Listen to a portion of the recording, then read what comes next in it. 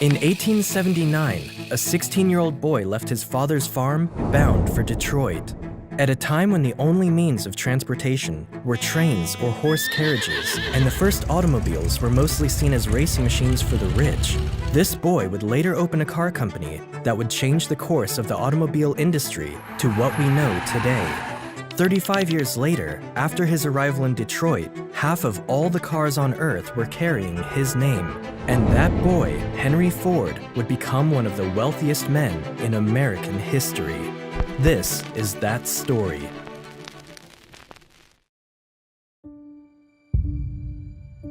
Henry Ford was born on his father's farm on the 30th of July, 1863, in what is now Dearborn, Michigan. His father, William Ford, owned a farm where everyone in the family lived and worked. And being the oldest son of 6 children, Henry was expected to take over the family's business. However, he was nothing like his father and was never interested in his business.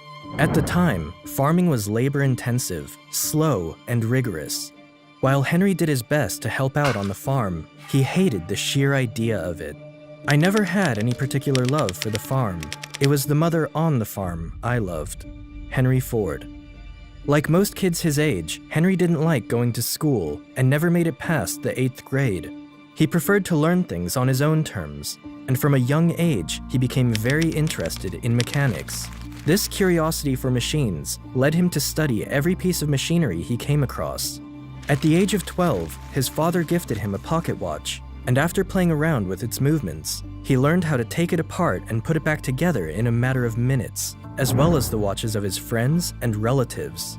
He later gained a reputation as a watch repairman and began fixing watches for people in the neighborhood. When Henry turned 13, he came across a steam engine for the first time in his life during a school trip to one of Detroit's companies, and that's when his passion for mechanics became an obsession.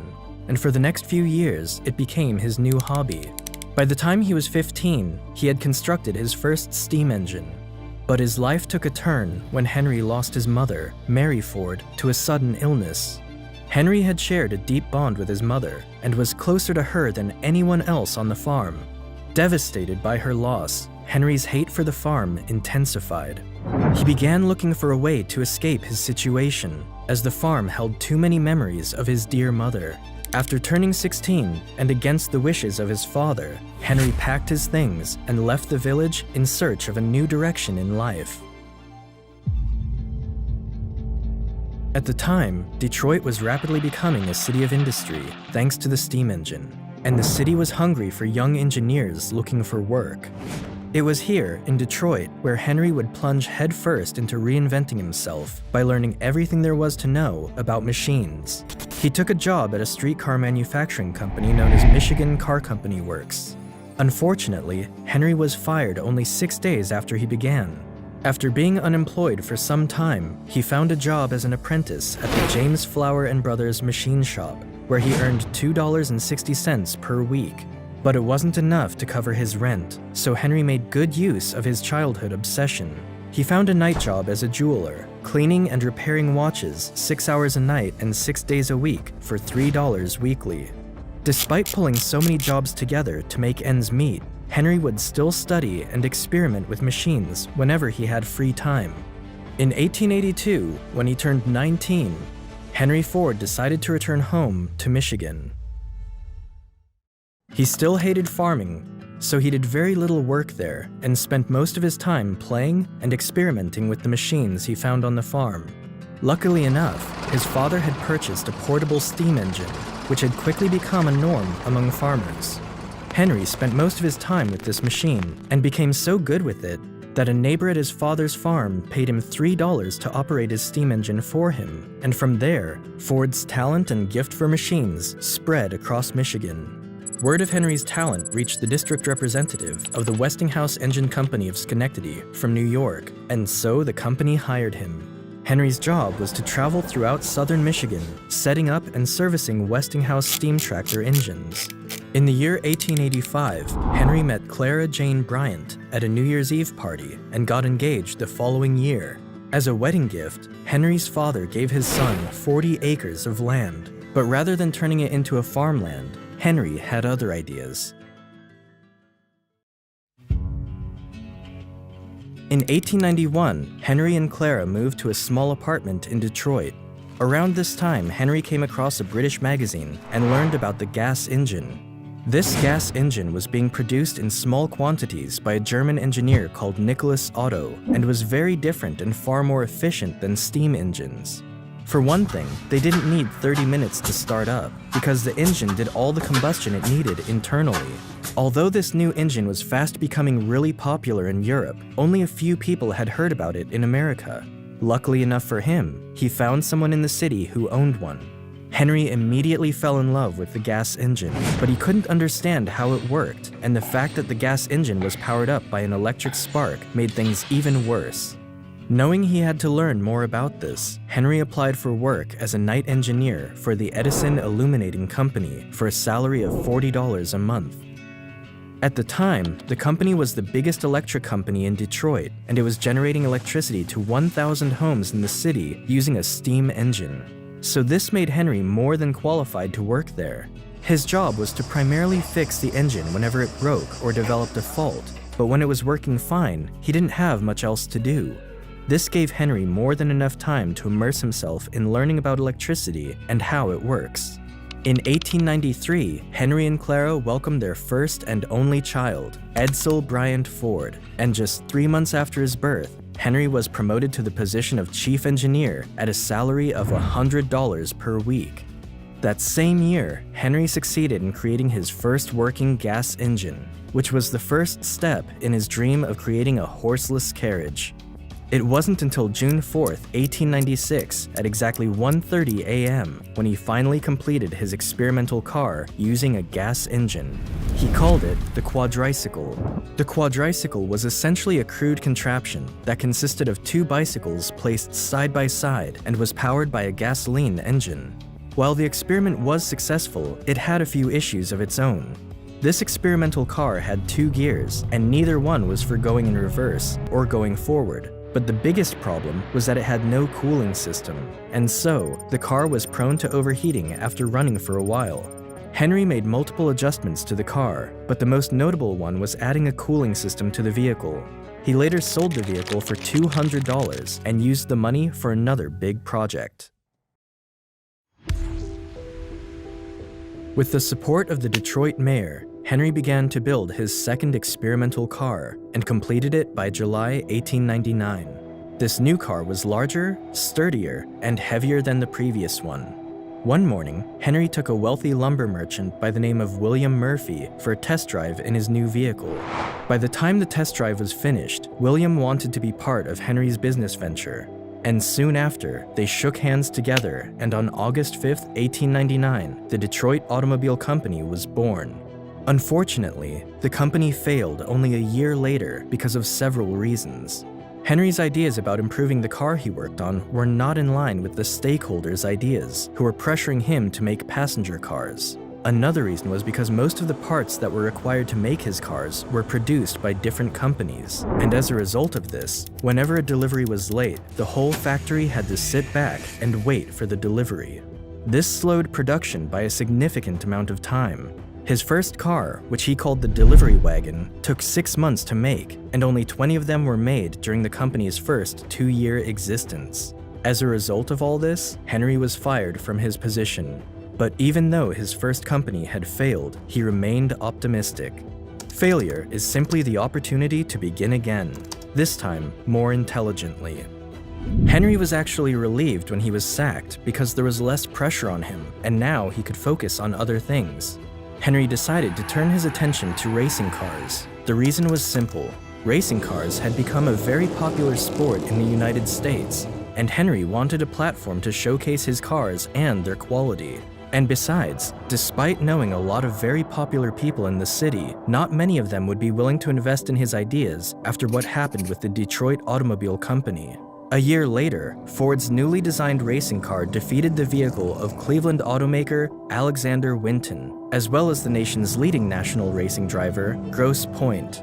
Henry's 26-horsepower vehicle became the talk of the town, and that kind of popularity gave investors the confidence they needed to back Henry the second time. The result was the birth of the Ford Motor Company, with Henry as the chief engineer. Not too long after, Henry's position was again hanging on a thin thread. The reason was because Henry continued to work making race cars, which infuriated his investors. They wanted him to create passenger cars they could sell to the masses, and so they brought in another Henry, Henry Martin Leland, to do their bidding. Ford was annoyed they had brought in someone else to take over his place, and so he left the company. In his autobiography, Henry is quoted saying, "I resigned, determined never again to put myself under orders." Henry Leland, on the other hand, followed the wishes of his investors and went on to create what today we know as the Cadillac. With Henry Ford gone, the name of the company was changed from Ford Motor Company to the Cadillac Motor Company. Henry and a former racing cyclist by the name of Tom Cooper continued building racing cars. In 1902, they produced the Ford 999, an 80-horsepower car that was driven by Barney Oldfield, a former bicycle racer who had never driven an automobile in his life, surpassing Winton's car again. By 1904, Henry's new car broke all the American records, driving at a top speed of 91.4 miles per hour. With these records and victories, Henry had established himself as the best American designer for racing cars. With that kind of reputation, he knew he would be backed again by investors whenever he was ready to start up his third company.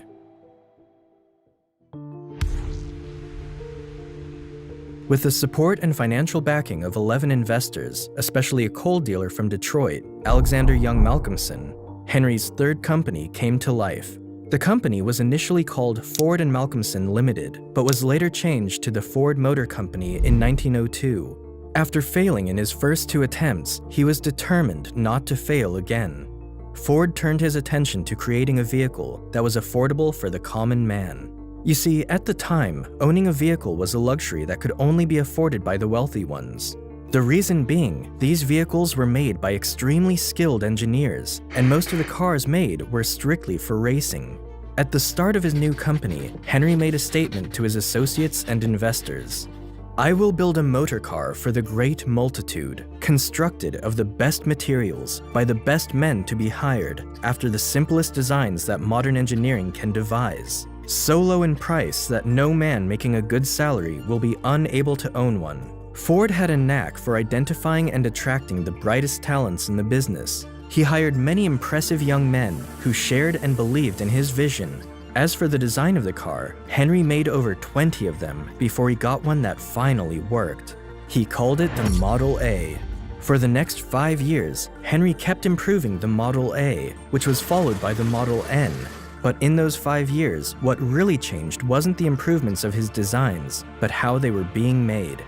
One of the things Henry learned from his failed businesses was the importance of having one manufacturer responsible for supplying most of the parts he needed to build his cars. And so, he found a machine shop in Detroit to do just that. One day, during a trip to Chicago, Henry witnessed the assembly line concept at a slaughterhouse, and that's when a bright idea came to him. If he could incorporate the same idea into building his cars, he could make more cars in a day. You see, at the time, Ford and many other car makers put together one car at a time, and the production was slow. So in 1904, Henry raised more money and built his own factory. He employed over 300 workers and began experimenting with the assembly line inside his new factory. It wasn't until 1906 when the production of the Model N would really first make use of the assembly line, but even then, the assembly line was still a work in progress. However, it did increase the level of production by 5 times, and his new model became the best-selling car in the US. But Henry had set his sights on even greater things. Henry built his own manufacturing company in 1905 to start making his own engines, transmissions, and everything else needed for the production of his cars.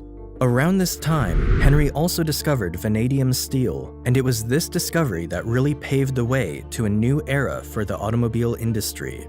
Vanadium steel was about 3 times stronger than the previous steel and much lighter. Henry used this new steel for his new model that would later become one of the most successful cars in human history, the Model T. A business absolutely devoted to service will have only one worry about profits. They will be embarrassingly large. Henry Ford dreamed of making automobiles for the common man and for everyday use, and the Model T was the answer to that dream. When it was first released, it was one of the most expensive cars Henry had ever made. The price for the Model T was set at $850, which would be something around $21,000 in today's currency. But despite its price, it quickly became a fan favorite in the US. In a matter of days after its release, 15,000 orders were placed, and the Ford Motor Company soon became the #1 car company in America. What else could he want?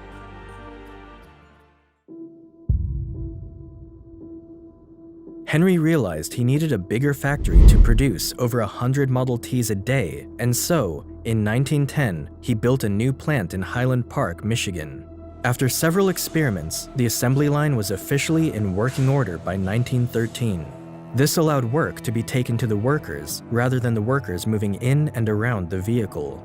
The vehicle was pulled down the line, building it step by step, and the new process reduced the time of production from 12 hours to 90 minutes. By 1914, their production rate of over 300,000 vehicles was more than all the cars produced by other car manufacturers combined.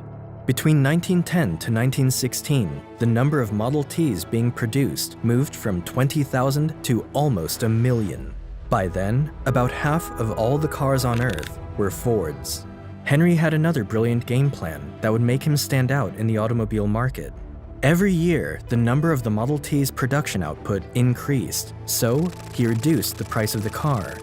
In fact, by 1916, the price of the Model T that once sold for $850 was now selling for less than $400.